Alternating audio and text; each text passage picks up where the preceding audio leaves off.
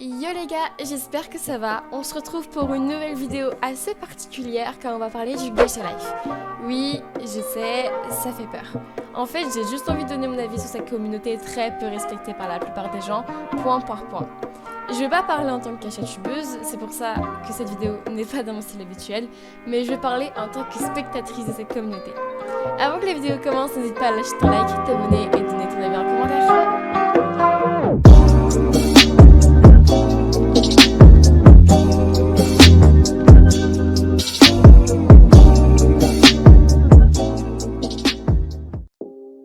Bon, Gacha Life, qu'est-ce que c'est?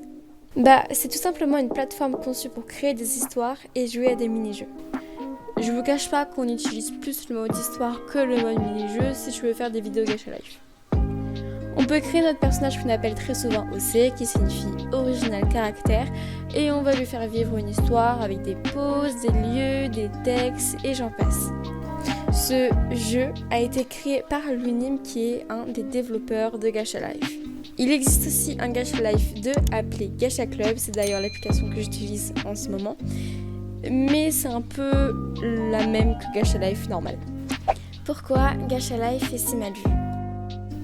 Partez du principe que faire une vidéo grâce à des screens et des petits personnages, c'est pas très divertissant.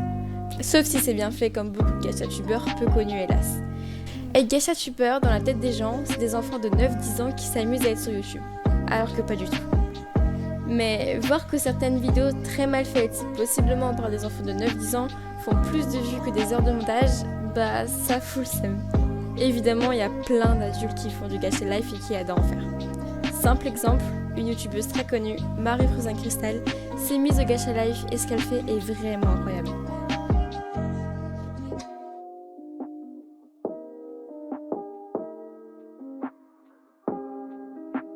Il existe plein de types de vidéos Gacha Life. Les GLMM, les GLMV, les mèmes, les vidéos simples et j'en passe. Le premier type que je vais vous parler, c'est les GLMM, donc qui signifie Gacha Life Mini Movie.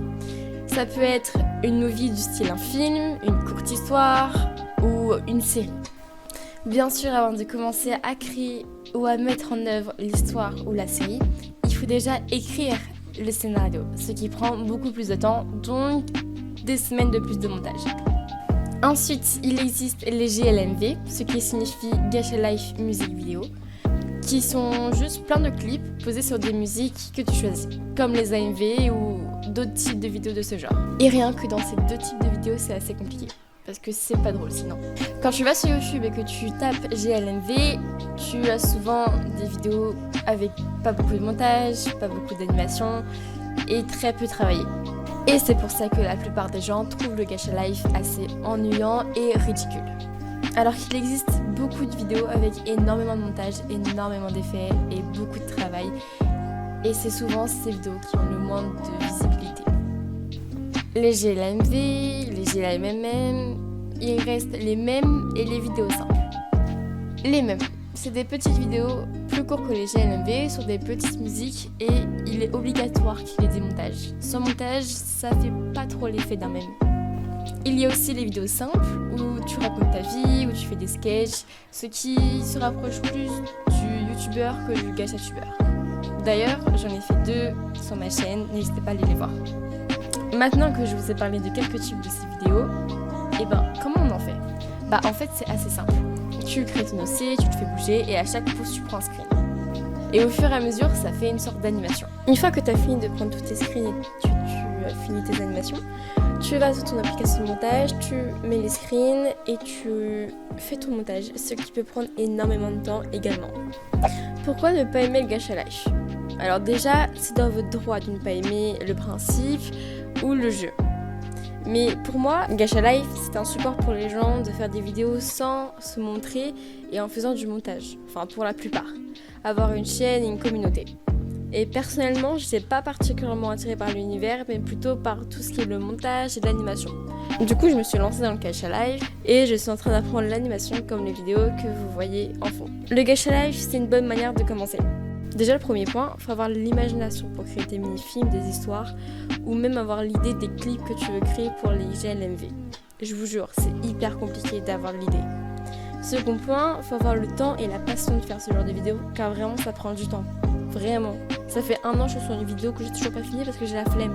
D'accord? Troisième point, il faut connaître le logiciel que vous utilisez. Parce que oui, comme je le répète depuis le début de la vidéo, le Gacha Life est quelque chose de difficile quand tu fais du bon taf, ok? Compris? Enfin bref, je perds un peu mes mots, mais je pense que j'ai dit la plupart des choses que je voulais préciser sur cette communauté.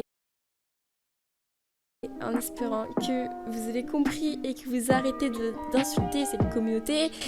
Merci. Sinon, c'est sur ce que je vais vous laisser. J'espère que cette vidéo vous aura plu. Je vous fais des gros bisous. Kiss.